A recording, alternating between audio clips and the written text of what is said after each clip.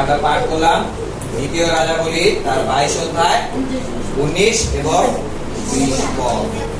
প্রথম থেকে ইসরায়েলরা কি চাইলে রাজা রাজা রাজা রাজা রাজা যখন হলো তখন কি হলো, একজন রাজা ভালো হলো, আবার দেখা যায় আরেকজন যিনি রাজা হলেন তার অবস্থা কি হলো, সে খারাপ রাজা হয়ে গেল। মানে বলা যায় যে এক কথায় রাজারা কেউ কেউ ভালো ছিল, আবার কেউ কেউ খারাপ ছিল, সবাই মানে ভালো ছিল না। তো আজকের যে পদ আমরা পাঠ করলাম, পদ দিলাম, এই জায়গার যিনি রাজা তার নাম হচ্ছে যোশীয় রাজা। যোশীয় রাজা, এই যোশীয় রাজা যদি পরিচয় দেই, হিজকিয়া রাজা যিনি ছিলেন তার নাতির ঘরের ছেলে। বলা যায় নাতির ঘরে কি পুঁতি এরকম। হিজকিয়া রাজা কি করেছিলেন, হিজকিয়া রাজা কি করলেন, প্রার্থনা করে কি পাইলেন, 15 বছর তার আয়ু বৃদ্ধি তিনি পেয়েছেন। হিজকিয়া রাজা বাইবেলের অনেক পরিচিত হিজকিয়া রাজার বিষয়। তো এই হিজকিয়া রাজা নাতির ঘরের ছেলে বা পুঁতি এরকম বলা যায়। তো এই যোশীয় যিনি এই যে রাজা হলেন, কত বছর বয়সে হলেন, 8 বছর বয়সে তিনি রাজত্ব করা শুরু করেছেন। এবং তখন থেকে কি করলো, তিনি সদাপ্রভুর সাক্ষাতে যা ন্যায্য তাই করতেন ও তার পূর্বপুরুষ দাউদের সমস্ত পথে চলতেন, তার ডানে বা বামে ফিরতেন না। অর্থাৎ ছোটবেলা থেকে তিনি ঈশ্বরকে কি করতেন, ভয় করতেন। ঈশ্বরের বাক্য ভালোই যতটুকু জেনেছে এই বয়সে ততটুকু কি তা পালন করতেন। 8 বছর থেকে শুরু করেছে রাজত্ব, তখন থেকে ঈশ্বরের সাথে তার একটা গভীর সুসম্পর্ক ছিল। তাই আমাদের মণ্ডলীতে যারা আসে, বাচ্চারাও আসে এবং বয়স্করাও আসে, কিন্তু এই যে বাচ্চা বয়স 8 বছর থেকে আরো মানে ছোট হতে পারে, তারাও কি দেখে, আমাদেরকে দেখে শিক্ষা পায়। তাই কি মণ্ডলীতে যারা আসে সবাই সমান, কিন্তু ছোটরা যা শিখতেছে পরবর্তী তারা কি করবে, দেখে দেখে দেখে দেখে আস্তে আস্তে যখন বড় হবে তখন তাদের জীবনও ওইভাবে তারা পরিবর্তন করবে। যদি দেখে ছোট বাচ্চা মা বাবা কি করতেছে, মারামারি করতেছে, তাহলে কি করবে, ও বড় হয়ে ওরও ওরকম স্বভাব হয়ে যাবে। তাই কি করা দরকার, ছোটদের সামনে সব সময় নিজেকে যেন আমি পরিবর্তন হয়ে দেখাতে পারি, এটা একটা শিক্ষা দেওয়ার মতো। এবং এই যে যোশীয় রাজা যিনি ছিলেন, তিনি তার অবস্থা ছিল কিরকম, এই ছোটবেলা থেকে ঈশ্বরের সাথে খুব ভালো সম্পর্ক ছিল। এবং আগের সময় মানে পুরাতন নিয়মে ঈশ্বর কোথায় থাকতো, নিয়ম সিন্ধুকের উপরে বা নিয়ম সিন্ধুকের ওইখানে উপস্থিত হতো ঈশ্বর, এটা উপস্থিতি কেন্দ্র বলা যায়। এই নিয়ম সিন্ধুক কোথায় থাকতো, ঈশ্বরের গৃহে থাকতো। তো ঈশ্বরের গৃহ আগে তো বানানো হয়েছিল কাঠ দ্বারা বা অনেক ধরনের পিলার দ্বারা, পাথর কেটে। তো আস্তে আস্তে অনেক বছর ব্যবহার করতে করতে একটা সময় কি হলো, ঈশ্বরের গৃহ ওইটা যেমন কাঠ ঘুনে ধরে না, তারপর কি হয় পাথর মাঝে মধ্যে একটু ফাটা ধরতে থাকে, ওরকম অবস্থা হয়েছিল ঈশ্বরের গৃহে। তখন তিনি কি করলেন, এই রাজা চাইলেন কি ওই ঈশ্বরের গৃহটা কি করতে হবে, একটু মেরামত বা বলা যায় পরিবর্তন করতে হবে, কাঠগুলা বা পাথরগুলা একটু পরিবর্তন করে আবার নতুন ভাবে আমি লাগাবো বা নতুন ভাবে ওই জায়গাগুলোর যে কাঠগুলা সেগুলো একটু পরিবর্তন করবো।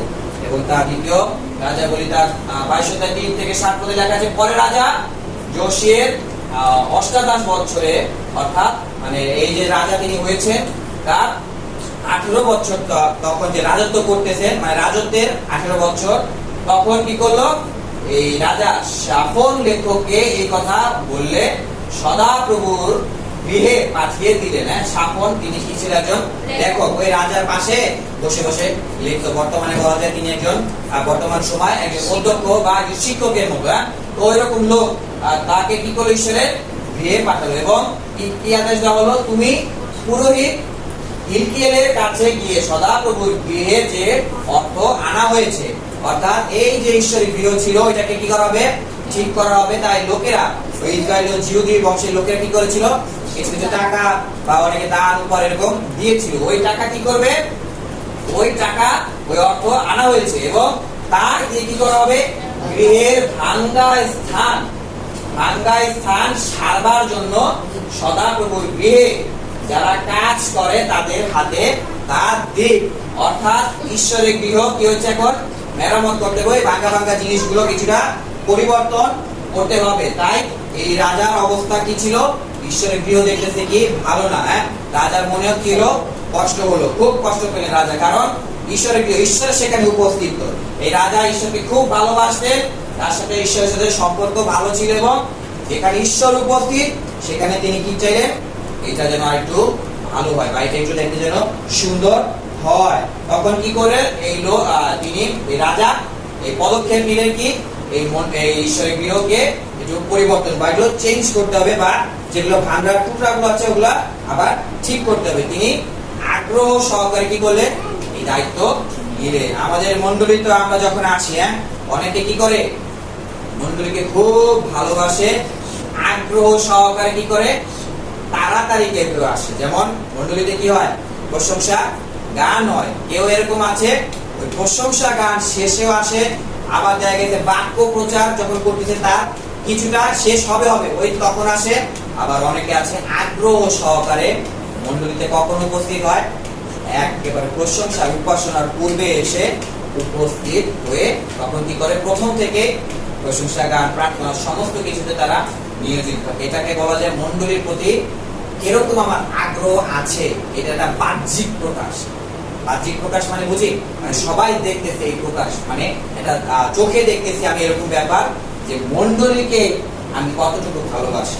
এই রাজার অবস্থা কি, তিনি ওই সময় ঈশ্বরের গৃহকে খুব ভালোবাসতেন, কারণ ঈশ্বর এখানে উপস্থিত। একই বিষয়, মণ্ডলীতে ঈশ্বর উপস্থিত যখন উপাসনা হয়, ঈশ্বর সমস্ত জায়গায় আছেন, কিন্তু আমরা অদৃশ্য ঈশ্বরকে কি করি, আরাধনা করে থাকি। তাই যখন উপাসনা হয় এখনো কি ঈশ্বর এখানে উপস্থিত আছে। আমরা কি করলাম, প্রশংসা গান গাইলাম, পরবর্তী দেখো বাক্য শুনছি। এটা হচ্ছে ধাপে ধাপে ঈশ্বরের উপস্থিতি আরোই গভীরে গভীরে বোঝা। কিন্তু অনেকে কি করে, যেমন শুক্রবার দিনও মাঝে মধ্যে প্রধান উপাসনার সময় কেউ ওই মণ্ডলীতে এসে দেখা গেছে মোবাইলে কথা বলতেছে, কারণ তার মণ্ডলীতে বলা যায় এরকম আগ্রহ নেই, তার কারণে সে বুঝে না, ছোট বাচ্চার মতো। কিন্তু আমরা যারা প্রতিনিয়ত আসতেছি, যাদের সত্যিকার ভাবে মণ্ডলীর প্রতি আগ্রহ আছে, তারা নির্দিষ্ট যে সময় ওই সময়ের কমপক্ষে আগে তারা উপস্থিত হয়। তো এই যে লোক মানে যারা এই লোক মানে মণ্ডলী ঈশ্বরের গৃহ যারা ঠিক করবে, তাদের আগে থেকে রাজা কিছুটা মানে বাছাই করে রেখেছিল, এবং কি করলো, ওই যে টাকাগুলো সংগ্রহ করেছিল তা ওই টাকাগুলো ওই লোকদের কাছে দিয়ে দিল, তোমরা এখন এই গৃহ ঠিক করো, তো এই দায়িত্ব তোমাদেরকে আমি দিয়ে দিলাম। এবং রাজা কি করলেন, কিন্তু তাদের হাতে যে টাকা দেওয়া হলো সেই বিষয় তাদের কাছ থেকে হিসাব নেওয়া হলো না, কারণ কেননা তারা বিশ্বস্ত ভাবে কাজ করলো। একসাথে পাঠ করি, বিশ্বস্ত ভাবে কাজ করলো। রাজা ওই কর্মচারীদের টাকা দিয়ে দিল, তার কোনো হিসাব রাখলো না, কারণ এই লোকেরা কেন ছিল, বিশ্বস্ত ভাবে কাজ করার জন্য নিজেকে এভাবে নিয়োজিত করেছে বা তৈরি করেছে। কারণ এটা ঈশ্বরের গৃহ, ঈশ্বর এখানে উপস্থিত হবে, এক টাকাও কি করতে পারি না আমি এদিক সেদিক করতে পারি না। আপনি কি বিশ্বস্ত? আপনাকে কি, আপনি যেখানে চাকরি করেন সেখানে কি আপনাকে বিশ্বস্ত সরকার টাকা দেয় কিনা? আর আপনি কি বাবা মার কাছে বিশ্বস্ত? 10 টাকা দিলে বাবা মা বলেন হিসাব দেন এরকম, নাকি 10 টাকা দিলে ওই 10 টাকা দিয়ে তুমি কি করছো এটা হিসাব দাও? আর আমাদের কি করতে হয়, প্রতিনিয়ত ঈশ্বর এটা দেখছে, এই টাকা ঈশ্বর আমাকে দিয়েছেন এবং এই টাকা ঈশ্বর দেখছে কিভাবে আমি ব্যবহার করছি, তার মানে ঈশ্বর সমস্ত জায়গায় আছে, এই রকম বিশ্বাস রেখে আমি যেন সমস্ত কাজ বিশ্বস্ত ভাবে করতে পারি। তো যখন এই গৃহ তারা ঠিক করছিল, তখন ওই যে পুরোহিত নাম ছিল কি হিলকিয়েল, তখন ওই পুরোহিত এবং অন্যান্য লোকেরা ওই যে ঈশ্বরের গৃহ ঠিক করার সময় কি পেলেন, একটা পুস্তক পেলেন, এটাকে বলা হয় ব্যবস্থা পুস্তক। ব্যবস্থা পুস্তক কি, মসির 15টা না, তাহলে 10টা পঞ্চপুস্তক, মানে কি মসির প্রথম 5টা পুস্তক, বাইবেলের ওই পঞ্চপুস্তক তারা পেয়েছে। আর পুরোহিত ওইটা পেল, পাওয়ার পরে কি করলো, পুরোহিত হিলকিয় আমাকে একখানি পুস্তক দিয়েছে, যেটা ওই লেখককে দিচ্ছেন, মানে শাফন দিয়েছিলেন। আর শাফন রাজার সাক্ষাতে তা পাঠ করতে লাগলো। এখন কি করতেছে, ওই যে লেখক ওই যে পুস্তক যেটা পেয়েছে পঞ্চপুস্তক, ওই লেখকের কাছে আসলো, ওই পুরোহিত যিনি দিয়েছে তখন ওইটা কার কাছে পাঠ করা হচ্ছে? রাজার সামনে তা পাঠ করতে লাগলেন। একেবারে রাজা এখন কি সমস্ত কিছু শোনার মতো, এখন কি করতেছে রাজা? সমস্ত কিছু শুনতেছে। শুনতে শুনতে শুনতে শুনতে শুনতে শুনতে কি মনে হলো? হায় হায়, আমি তো ঈশ্বরের বাক্য সবই এখন জানতেছি। রাজা কি চিন্তা করতেছে? এটা ঈশ্বর কথা বলছে, তার মানে ঈশ্বরের নিয়মে কি আছে? এইটা এটা করো, এইটা এটা তুমি করবে না। ঈশ্বরের এইটা হচ্ছে বাধ্য থাকার নিয়ম, আর এটা হচ্ছে অবাধ্য থাকার নিয়ম। এইটা করলে ঈশ্বর আশীর্বাদ করবে, এইটা করলে ঈশ্বর অভিশাপ করবে। যখন রাজা সমস্ত বাক্যগুলো ভালো শুনতেছিল, তখন কি অবস্থা কি হলো রাজা? রাজার অবস্থা তিনি খুব কষ্ট পেয়েছেন। কষ্ট পেয়ে কি করলেন? তখন রাজা সেই ব্যবস্থা পুস্তকের সকল বাক্য শুনে, একেবারে যা যা বলতেছিলেন সকল বাক্য শুনে তার কাপড় কি করলেন? ছিঁড়লেন। কাপড় ছিঁড়া মানে হচ্ছে সে অন্তরে কি পেয়েছে?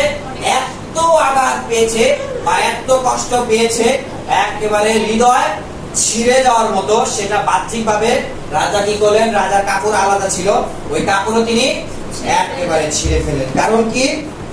কারণ হচ্ছে যে এই যে রাজা, তিনি যে একজন নেতার মতো, নেতার মতো, তো এখন ঈশ্বরের বাক্য তিনি ভালোই ভাবে শুনেছেন এবং কি করলো? বুঝতে পারলো কি যে এখন আমার যে লোকেরা আছে, মানে হচ্ছে প্রজারা, তাদের অবস্থা খারাপ হবে। এই জিহুদি বংশদের অবস্থা কি হবে? একটা অভিশাপের মতো যাবে। যেরকম অভিশাপ বলতে শাস্তি পাওয়ার মতো। তাদের কি হবে? হতে পারে দুর্ভিক্ষ হতে পারে, বা এখন অভাব হবে, অনটন হবে। কারণ এই জিহুদি লোকদের অবস্থা কি ছিল? তারা ঈশ্বরের বিরুদ্ধে কাজ করতেছিল, ঈশ্বরের বিরুদ্ধে কাজ করতেছিল। এবং রাজা ছিল কি একজন নেতার মতো, তার কি ছিল? ওই শিষ্য ছিল, প্রজারা বলা যায় শিষ্যর মতো। এবং কি দেখলো ওই শিষ্যরা বা প্রজারা? তাদের অবস্থা কি? বেশিরভাগ লোকদের অবস্থা কি? খারাপ। তারা অবাধ্য হচ্ছে, মানে হচ্ছে ঈশ্বরের কি করবে? তারা এখন শাস্তি পাওয়ার যোগ্য। রাজা কি করে? এই বাক্য শুনতে শুনতে একেবারে তার অন্তরে গেঁথে লাগলো। আর ঈশ্বরের বাক্য কিসের মতো? ঈশ্বরের বাক্য ইব্রিয় পুস্তক 4:12 বলা হয়, ঈশ্বরের বাক্য জীবন্ত ও কার্যকর এবং দুই দিকে ধার আছে, এমন খড়গের চেয়ে ধারালো, এবং প্রাণ ও আত্মা, গ্রন্থি ও মজ্জার গভীরে কেটে বসে, এবং হৃদয়ের সমস্ত ইচ্ছা ও চিন্তা পরীক্ষা করে দেখে। ঈশ্বরের বাক্য শুনতে শুনতে কি হলো? একদম শরীর ফুটা হয়ে, একবারে যা আছে হাড়টি ফুটা হয়ে কোথায় গিয়ে লাগলো? একদম ভিতরে অন্তরে গিয়ে লাগলো। এবং এখানে লেখা যায় গ্রন্থি ও মজ্জা। মজ্জা মানে বুঝি কিনা? সাধারণত ওই যে এরকম ভাবে বলা হয়, তা হাড্ডি আছে না, হাড্ডির ভিতরে কি থাকে? মুরগি চাপালে ওই যে কালো কালো, কি বলা হয়? ক্যালসিয়ামের মতো, ওরকম মজ্জা এরকম, ওইটার ভিতরে একদম প্রবেশ করে যায়।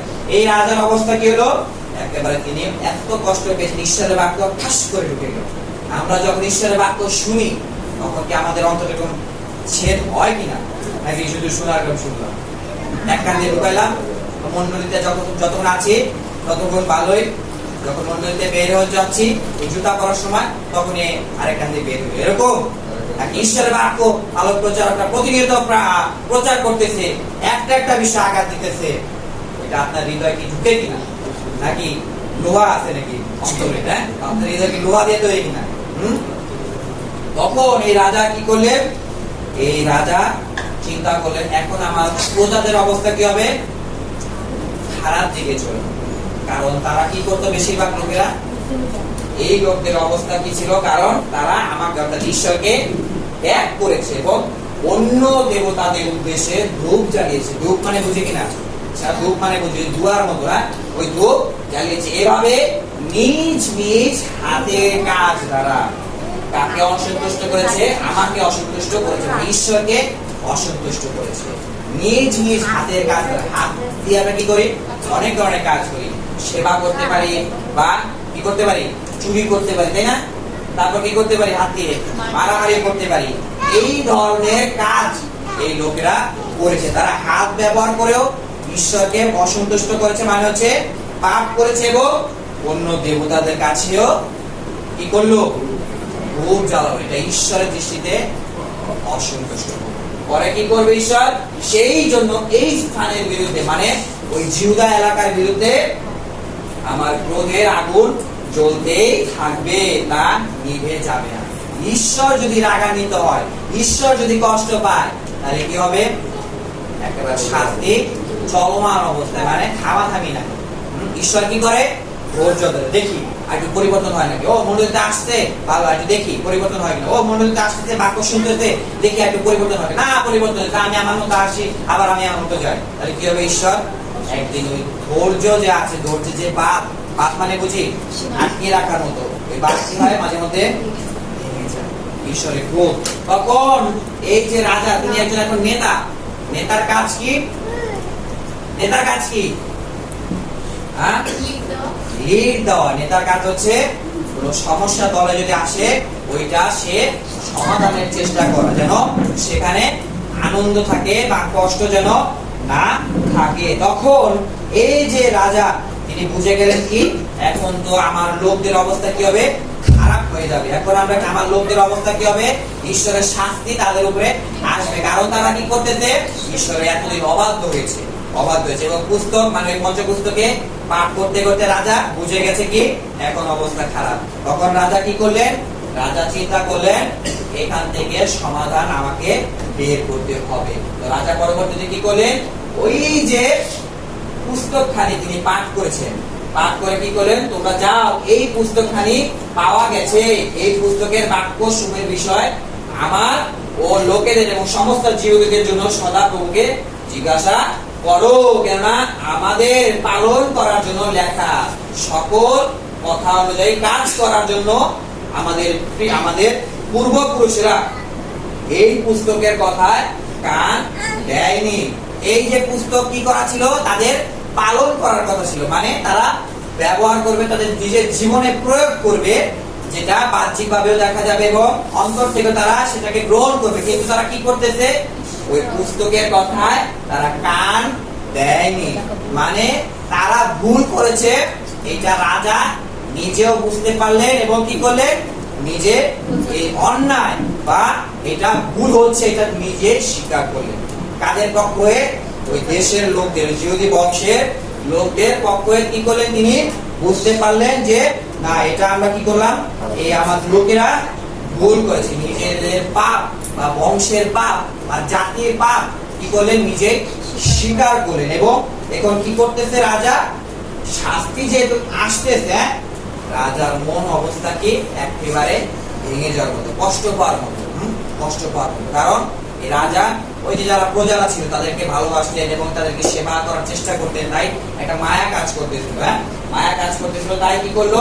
রাজা নিজেই পাপ স্বীকার করে, কি আমরা অন্যায় করেছি, আমার লোকেরা কি করেছে?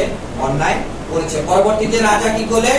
ওই যে এলাকায়, ওই এলাকায় আগে যেরকম বাইবেলের পুস্তক বেশি ছিল না, তখন তিনি কি করলেন? খোঁজার চেষ্টা করলেন যে ভাওবাদী কোথায় আছে। ভাওবাদী মানে কি?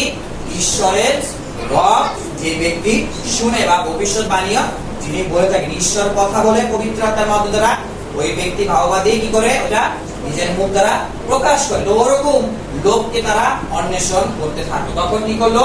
তখন ইলকিও পুরোহিত, ওইকান, অকবর, শাফন ও অসায়, মানে এরা হচ্ছে নাম, তারা কি করলো? ওই ভাওবাদী খোঁজার চেষ্টায় মানে গেল। তখন তারা কার দেখা গেল? হুলদা মহিলা ভাওবাদীর কাছে গেলেন। একজন মহিলা ভাওবাদীর দেখা পেলেন বা তার পরামর্শ নেওয়ার জন্য তার কাছে গেলেন। এবং এই যে ভাওবাদী ছিল, তিনি কি করলেন? ঈশ্বরের কাছে সমস্ত কিছু জিজ্ঞাসা করলেন এবং পরবর্তীতে এই ভাওবাদী কি করলো? তিনি ঈশ্বরের রব শুনে সমস্ত কিছু প্রকাশ করলেন। আজকে মুখস্থ পদে কি ছিল? মুখস্থ পদে কি ছিল? আচ্ছা, যাই হোক, পরবর্তীতে মনে পড়ে পাঠ করবো। তারা এখন সমাধানের জন্য চেষ্টা করতেছে। রাজা কিভাবে আমি সমাধান করব? তার মানে কি? আমার কাকে দরকার? ঈশ্বরকে দরকার। ঈশ্বরের বাক্য আমি আরো শুনতে চাই। ঈশ্বরের বাক্য আমার এই কিভাবে সমাধান করবে তা আমি আরো শুনতে চাই। ঈশ্বরের লোক কোথায় আছে? তাই তিনি কি করলেন? লোক পাঠিয়ে সেটা চেষ্টা করেন খোঁজার জন্য। ঈশ্বরের বাক্য কোথায় আছে? ঈশ্বরের বাক্য আমি আরো জানতে চাই, আরো জানতে চাই। তখন এই ভাওবাদীকে পাওয়ার পর ভাওবাদী কি করলেন?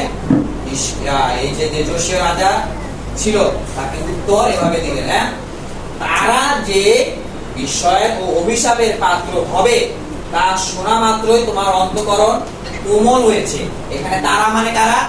ওই প্রজারা, অর্থাৎ জিহুদি বংশের লোকেরা। তারা কি হবে? এখন শাস্তি পাবে, অভিশাপ পাবে। এই কথা শুনবার মাত্রই রাজার অবস্থা কি হলো?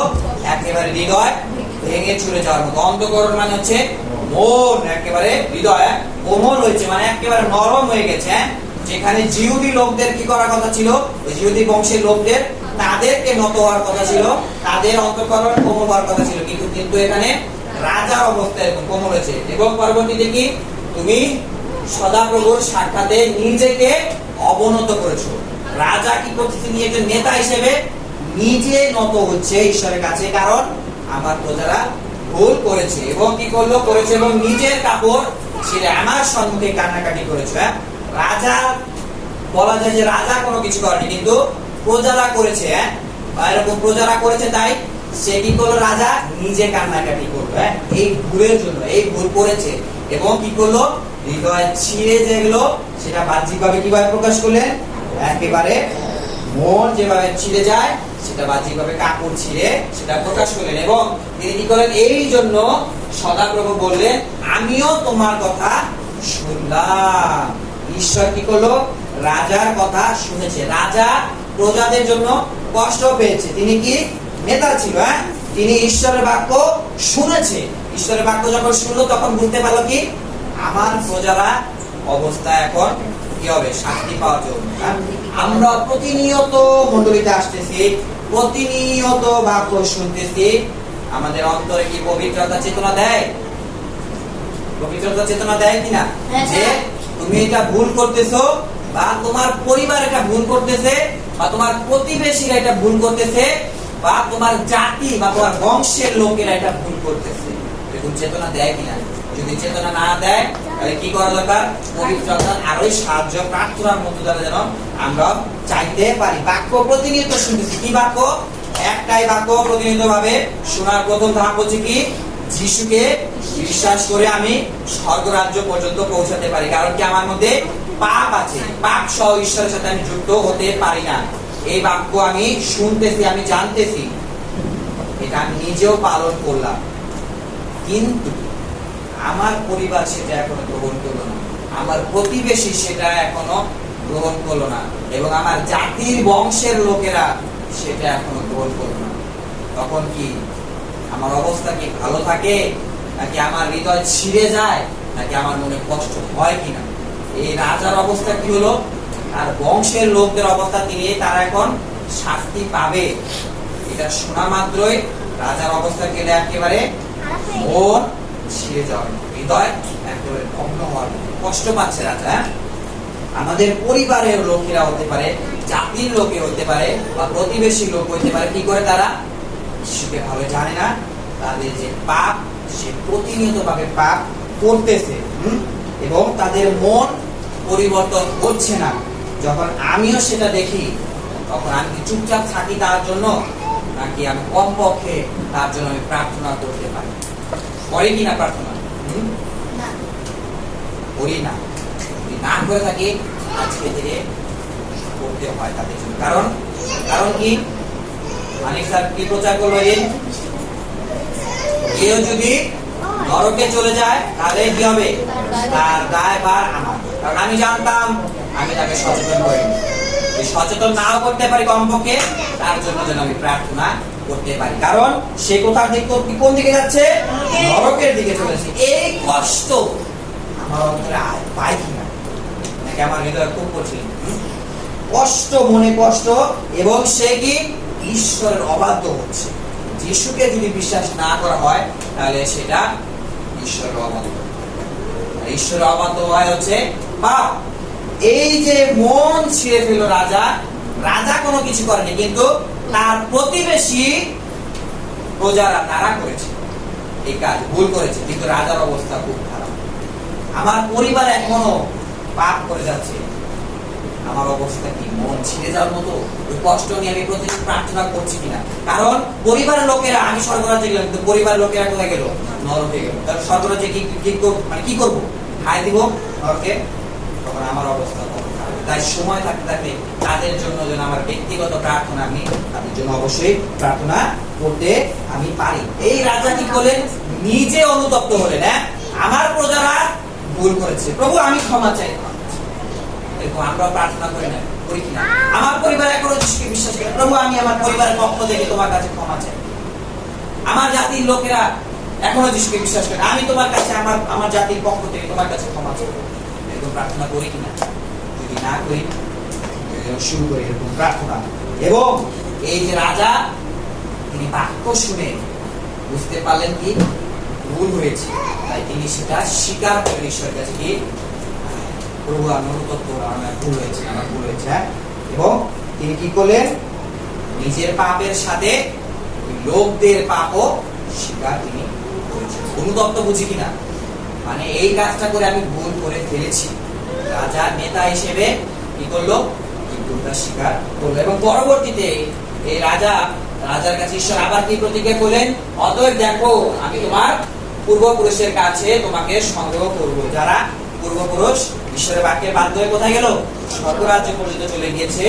তুমি শান্তিতে তোমার কবরে গৃহীত হবে এবং আমি এই স্থানের উপরে যেসব অমঙ্গল আনবো তোমার চোখ সেই সমস্ত দেখবে না। মানে রাজা যতদিন বেঁচে আছে ততদিন প্রজারা আনন্দে থাকবে, কোনো শাস্তি পাবে না, পাবে না। ঈশ্বর তাকে এটা প্রতিজ্ঞা হিসেবে করলেন। তো পরবর্তীতে রাজা কি করলেন? রাজা ওই সমস্ত যেসব প্রতিমাগুলো ছিল সব কি করলেন?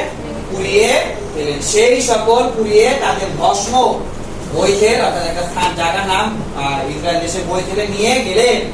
ওই সমস্ত মূর্তিগুলো পুড়িয়ে ভস্ম বুঝি না ছাই করে ওগুলো বৈথেলে নিয়ে গেলেন। এবং নগরে নগরে উচ্চ স্ফলিত জেরুজালেমের চারিদিকে নানা স্থানে ধূপ জ্বলাতো এবং যারা বালের, সূর্যের ও চন্দ্রের অর্থাৎ মানে চাঁদের ও গ্রহগুলোর আকাশের সমস্ত বাহিনীর উদ্দেশ্যে ধূপ জ্বালাতো তাদেরকে তিনি নিবৃত্ত করলেন। নিবৃত্ত মানে কি? একেবারে ধ্বংস করা বা শেষ করার মতো। যারা ওই আকাশে বাতাসে গাছের পূজা করতো এরকম অবস্থা, তাদেরকে একেবারে খাতাম, একেবারে বাই বাই করে দিল। পরবর্তীতে কি করলেন ঈশ্বর? ওই যে রাজা কি করলেন? ওই সমস্ত কিছু পুড়িয়ে দিলেন এবং তা পিষে মানে বুঝি একেবারে মাটিতে আমরা করি না, হ্যাঁ পিষে গুঁড়া করে তার গুলি সাধারণ লোকদের কবরের উপরে ফেলে দিয়ে যা। এখন কি হলো? সব মূর্তিগুলো একেবারে পুড়িয়ে মানে ওই ছাইগুলো কবর দেখা যায় না যে কবরে দিয়ে দিলে এবং অন্যরা চলো এগুলো পোড়াতে থাকলো। ঈশ্বরের বাক্য হচ্ছে শক্তিশালী বাক্য। ঈশ্বরের বাক্য শুনতে শুনতে আমাদের মনেও চেতনা হয় কিনা যে আমার পরিবারের লোকেরা ভুল করছে, আমার প্রতিবেশীরা ভুল করছে, আমার জাতির লোকরা ভুল করছে। আমি জাতি বাংলাদেশে আমি থাকছি, বাংলাদেশের জন্য প্রার্থনা করি কিনা? কমপক্ষে প্রার্থনা করি না করি? প্রার্থনা এখন থেকে শুরু করা দরকার। তো এই বাক্য শুনতে শুনতে ঘটনা সেটা হচ্ছে নতুন নিয়মে কাকে পাথর মারা হলো? দাউদকে। স্তিফানকে কি করা হলো? পাথর মারলো। কারণ কি? স্তিফান কি বললো? তিনি অন্য লোকদের কাছে প্রচার করা শুরু করে। তখন পুরোহিতরা স্তিফানকে বলেন এইসব কথা কি সত্যি? উত্তরে তিনি বলেন হ্যাঁ ভাইরা ও পিতারা শুনুন। তিনি কি করলেন?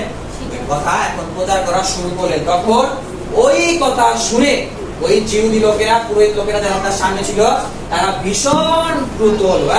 ওই তার বিরুদ্ধে দাঁতে দাঁত বসতে লাগলো, একেবারে রাগে দাঁতে দাঁত বসতে লাগলো। একযোগে তার উপরে গিয়ে পড়লো আর তাকে নগর থেকে বের করে কি করলো? পাথর মারতে শুরু করলো। স্তিফান কি করলেন? ঈশ্বরের বাক্য বলেছে, বলার পরে কি করলো? মার খেয়ে গেল। এবং পরবর্তীতে সে দর্শনও পেল কি প্রভু যীশু তাকে কি করতেছে? স্বর্গরাজ্যে যাওয়ার জন্য একেবারে নেওয়ার জন্য প্রস্তুত। কিন্তু এখানে বিপরীত কাজ হয়ে গেল। ঈশ্বরের বাক্য বলার পরে কি পেল? সে মার খেল। কিন্তু স্তিফান কোথায় গেল?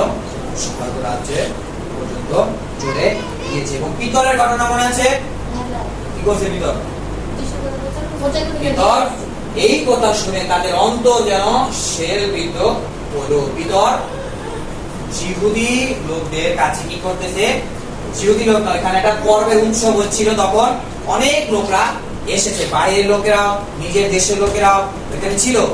যখন লোক দেখলো তখন কি করলো, পিতর প্রচার করলো যিশু বিষয়। তখন এখানে কতজন লোক ছিল? প্রায় প্রথমে কতজন ছিল? 3000 লোক। একেবারে পরিবর্তন হবে। সেলবিট মানে বুঝি একেবারে বলা যায় যে আঘাত করা বা দুই খণ্ড হওয়ার মতো।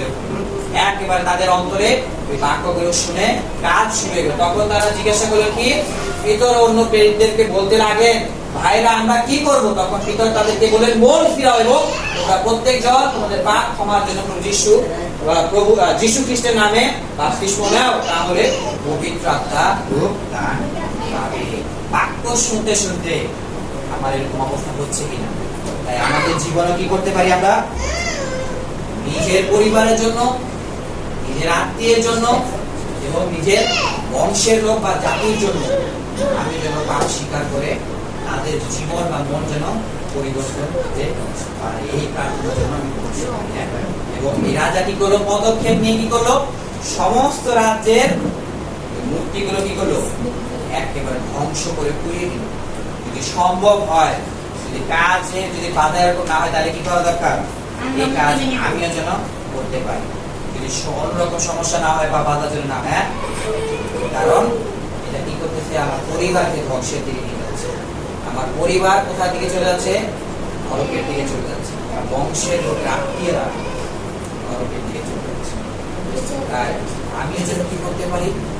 এই রাজা কি করলো? এত কষ্ট করলে মন একেবারে দুই ভাগ হওয়ার মতো। এত কষ্ট যখন শুনেছেন কি তারা, তখন ঈশ্বরের অভিশাপ পাবে, ঈশ্বরের শাস্তি তারা পাবে। রাজার অবস্থা কষ্ট, মানে বুক ফেটে যাবে। এরকম কষ্ট আমি পাই কিনা? না পাই, পবিত্রতার সাহায্যে আমি আরো বাক্যের জন্য আমরাও প্রার্থনা করি। সকলে জীবন্ত প্রেমময় পিতা, প্রভু তোমার ধন্যবাদ। আমাদের জীবনেও আমরা যিশুকে বিশ্বাস করছি ব্যক্তিগতভাবে, কিন্তু এখনো আমার পরিবার, আত্মীয় স্বজন, জাতি বা বংশের লোকেরা সে প্রতিনিয়তভাবে পাপ করে যাচ্ছে, যিশুকে এখনো বিশ্বাস করছে না। তাই আমি যেন তাদের নেতা হিসেবে, আমি যিশুকে বিশ্বাস করেছি, আমি যেন সেই রকম নেতা হিসেবে তাদের জন্য যেন প্রার্থনা করতে পারি। আমার হৃদয়ের জন্য সেই কষ্ট অনুভব হয়, তারা নরকের দিকে চলে যাচ্ছে, তাদের জন্য যেন কমপক্ষে সেই যিশুকে যেন তারা বিশ্বাস করতে পারে, এইরকম প্রার্থনা যেন আমি করতে পারি। আমি যেন অনুতপ্ত হতে পারি, তাদের পাপগুলো যেন আমিও স্বীকার করতে পারি, প্রার্থনায় প্রতিনিয়ত যেন বলতে পারি, তুমি আমাদের এক একজনকে পবিত্র আত্মা দ্বারা চেতনা দাও। রাজা যেরকম ভাবে তিনি নেতৃত্ব দিয়েছিলেন, রাজা একই রকম ভাবে